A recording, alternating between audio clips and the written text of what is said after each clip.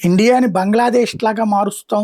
బంగ్లాదేశ్ ఉద్యమాల తరహా చేస్తామన్నోళ్ళు ఇట్లాగే చేస్తారేమో భవిష్యత్తులో చీకట్లు. ఇప్పుడు బంగ్లాదేశ్‌లో పాలకుడు ఎవరంటే బీఎన్‌పీ. వాళ్ళని ఎవడు పట్టించుకోవట్లా. ప్రపంచం వాళ్ళని ఇప్పుడు ఏదైనా సరే చిన్న దేశాన్ని కీతాగా చూస్తారు. ఒకప్పుడు మనల్ని అట్లాగే చూసేవాళ్ళు. మనది పెద్ద జనాభా ఉన్నా సరే కీతాగా చూసేవాళ్ళు. అణ్వాయుధాలు మన దగ్గరకొచ్చిన తర్వాతనే మూసుకున్నారు. ఆ తర్వాత మన డెవలప్‌మెంట్ చూసి వాళ్ళు ఇప్పుడు మురిసిపోతున్నారు. తప్పని పరిస్థితి. బంగ్లాదేశ్‌లో ఓ పక్కన ఇండస్ట్రీస్ మూతపడ్డాయి.